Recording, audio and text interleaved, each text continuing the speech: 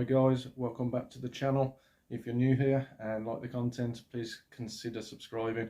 It really helps me out and gives me an idea that I'm actually doing this right and producing some decent content. So yeah, and thanks to those that have already subscribed, really appreciate it and hope to bring you more decent content soon.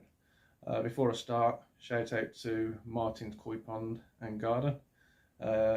He's helped me a little bit. He's give me a little share on his community pages. So yeah, thanks Martin. Be sure to go and check out his channel. He's got a tidy little pond and a very nice beer pub garden as well, or a garden pub, should I say. So yeah, go and check out his channel.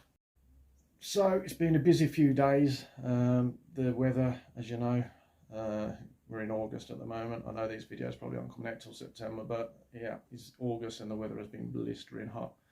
So it's been hard work, hence the red face. Unlucky for me, I've got a south facing garden, so I'm copping it all day. So yeah, it's taking it out of me a bit, but we're getting there slowly. Yeah, okay, so first off, I just want to clear something up. I want to do this build I've got 3 phases kind of planned out, because obviously I've not been able to put every day into it. So the things I want to get done before the winter, things that I can get done over winter, and then complete the project at the beginning or mid next year. So this year, before winter sets in, we're looking at phase 1. I want to get the trench all dug out, I want to get the shuttering in, and I want to get the concrete laid. That's the first part. Secondly, after that, I need to get the brickwork done, all the block work done for the pond and for the filter house. Once that's up, that'll be my phase 1 complete. Then moving on to phase 2, obviously when the winter nights start drawing in, that'll give me an opportunity to do the timber work then, the timber work for the filter house and the timber work for the roof and the pergola. You know, the timber work's something that I can do when it's, you know, not as nice weather. Unlike the block work where I've got an electric mixer, I really need to get that done while the weather's good. So yeah, once all that's done, timber work, I don't mind it, a bit of rain. So yeah, that will be the next stage. And the second part of phase 2 will be the electrics in the filter house. That's something I can do in the winter. A couple of projects going for over winter time. So yeah, that'll be the end of my phase 2, and then moving on to phase 3, which will be getting the pond ready for the fish and ready for the move. Obviously emptying the ponds, moving the fish into the temporary home, and then relining the pond and completing the project. The reason I'm doing this project the way I am is because I don't want to have my fish in a temporary pond over winter. Like I've said before, I'm not going to be able to get this done in a matter of weeks. There's a couple of YouTubers doing pond builds at the moment. Lee Hadfield's one, I know I've mentioned it before, but the way he's firing through his pond build is unbelievable.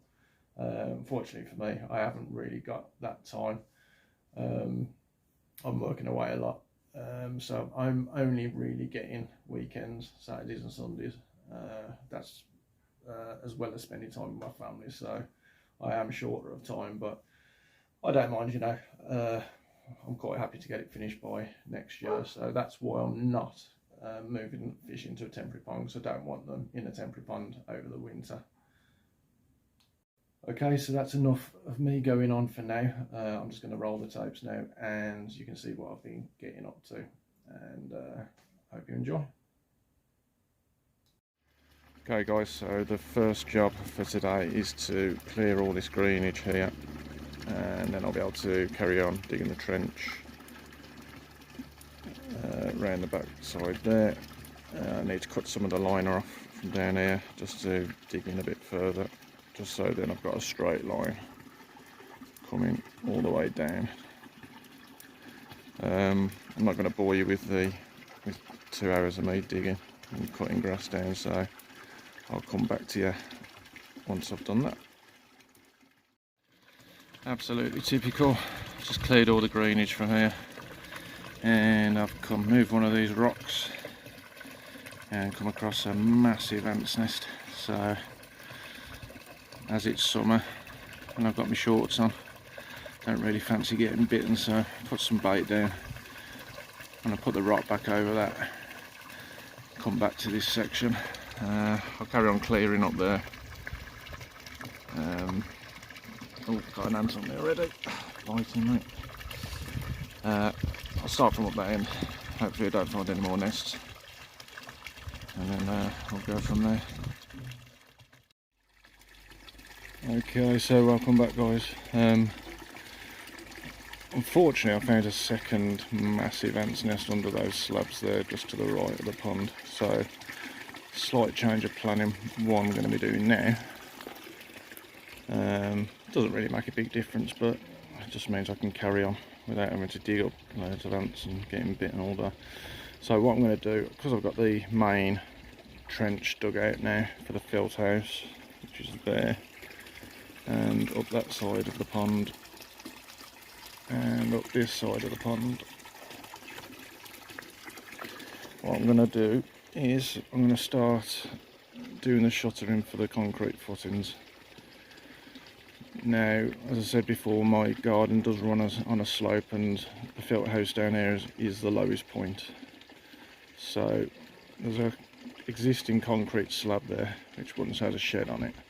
I'm going to use that as my starting level, and then basically using 6B1 I think I've got, start putting the wood into the trench and leveling it as I go along. Now I'm going to have to do a little bit more digging out, but doing it this way I suppose helps me in regards to stops me from digging out soil that I may not necessarily need to dig out, saving on concrete. So yeah, pond level's low at the moment, so I'm just doing a 50% water change because I've been away for a week. I haven't got a auto top up on this pond, and trickle in, trickle out, so I just have to do weekly water changes, so that's why the water's low at the moment. But yeah, I'm going to get the boards out now and have a look at starting to do the shuttering, so I'll be back to you shortly. So there's the shuttering started, but as I wasn't planning on starting this today, I haven't actually got enough 6B1. Got about another 3 pieces over there, so I'm just going to jump in the car now, go to Wickes, grab some more. The stakes there, I'm putting every, I think it's 50mm, every 500mm. Obviously concrete's got a lot of weight in it once you start pouring it, so that prevents the 6B1 from bowing out. Just put them all on. They don't have to be fixed in the middle ones, just supporting the boards. So yeah, it's going to shoot down to Wickes now, grab some more boards. Okay, so back from Wickes, £110 pourer, and price of wood's just gone through the roof. It's ridiculous. That's for 8 lengths of 6B1 and 10 lengths for the battening. Unfortunately, when I did my main wood order, which is this lot for the filter house and the pergola and the roof, yeah, I forgot that I was going to need some more wood for the shuttering, so I've just had to pay Wickes prices. So yeah, anyone, if you're going to be buying bulk wood, shop around. I found the best place that delivered to me was Buildland. I know there's one in Redditch in the Midlands, and I think they've got another branch somewhere, but yeah, they're good. I'd recommend them for pretty much all your timber and your aggregates, sand and stone. Yeah, so that's what we got for £110. Let's get cracking. Okay, working our way up this end. I've had to do a little bit more digging, and luckily for me, we're not actually in a hosepipe ban yet, although it has been red hot this week. So I've just had to get the old hose out and soak this section out, because as I said before, The ground that I'm working with is proper clay, so even when I've put the concrete collar in, it's not going anywhere. That clay there is absolutely solid. So yeah, I've just given it a soak. Give it a few more minutes, give it a bit more of a soak, and then dig that little bit out there. Then I can carry on bringing the boards up this end. And it's bloody hot, I tell you. Okay, so it's been about 3 days since I put the bait down. Just want to check under here. All the ants have gone, and they have, so I can start digging my way up and across to the other side. The shuttering is coming along.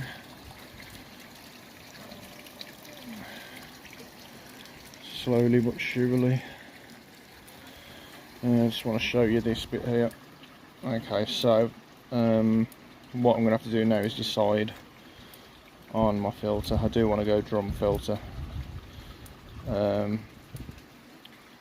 but because I'm going to be concreting across there and doing all the block work before the pond is empty, which I'm obviously doing next year, what I'm going to do is I need to find out what drum filter I'm going to be using so I know where the inlet's going to be.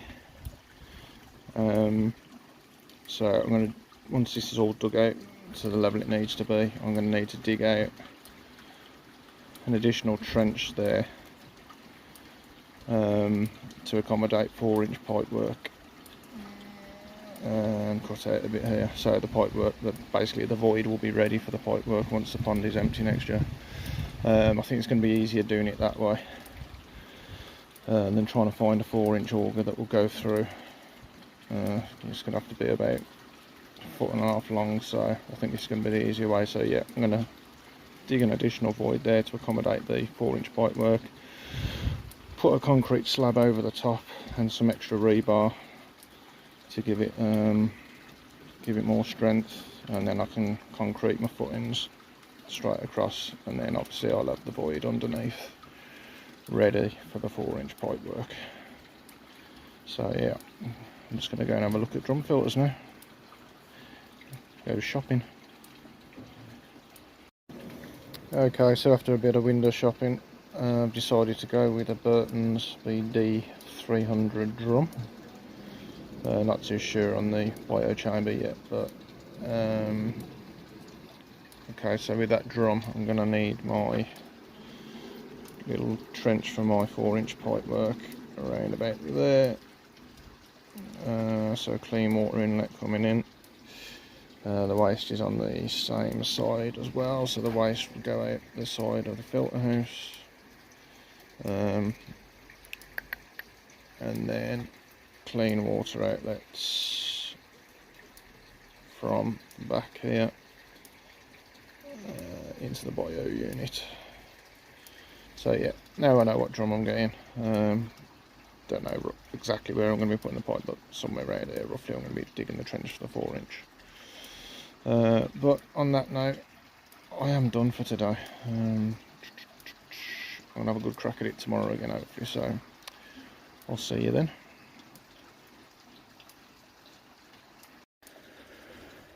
Okay, so that's the trench dug out for the 4-inch pipe work and the shuttering in. Hopefully it makes a little bit more sense now what I'm doing. So once I've got I need to go and get a blade from cutting concrete slabs, and I cut out a piece of slab that fits in there perfectly, place it there, extra rebar across, and then once that trench is all concreted in, I'll still have access for the 4-inch pipe work underneath and out the back there.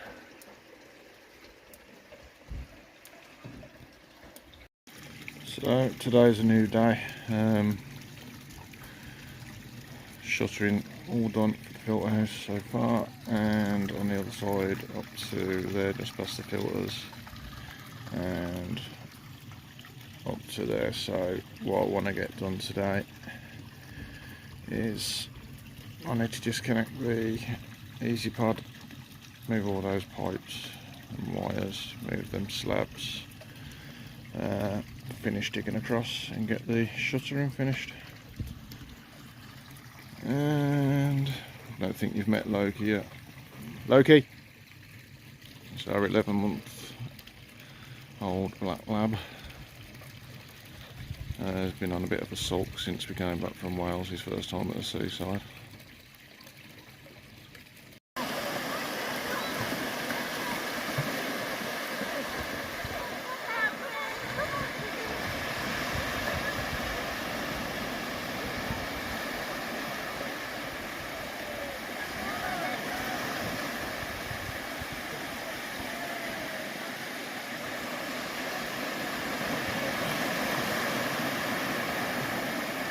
Up there. What are you doing up there? Wee. Come on, down. Get down. Good boy. Yep, so enough of the dog. That's the challenge for today. So I've just cleared this area now for the pipe work and them slabs, and yeah, I've still got red ants down there, but I need to get this finished today because I want to get the concreting done tomorrow. So I tuck my trousers into my socks and I'm just going to crack on with it.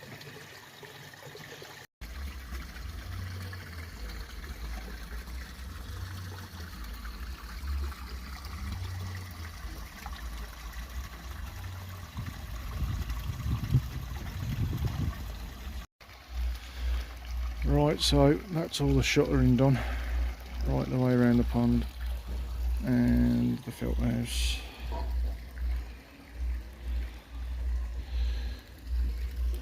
So glad that that's all the digging done for this year anyway. Moved a fair bit of soil today. All the shuttering's level. Just got to get the rebar in. But next job I'm going to do is rebar and get the concrete slab in there for the access for the full 4-inch pipe. Okay, that's the 3 pieces of rebar in. Just going to cut a piece of concrete slab now just to go over the top of that.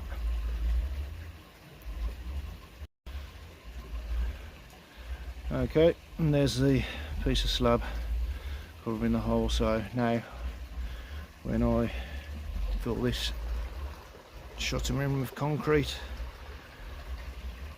I'll still have my void underneath for my 4-inch pipe to run through. Not a conventional way of doing things, but like I said, I want to get all the block work done, and the pond's not going to be empty till next year, so this is the only way I could think of how to do it. But yeah, no worries about it working. Okay, so that's it for this episode. Once again, if you're enjoying the content, please consider subscribing to make sure that you don't miss out on any future episodes. Until next time, thanks for watching.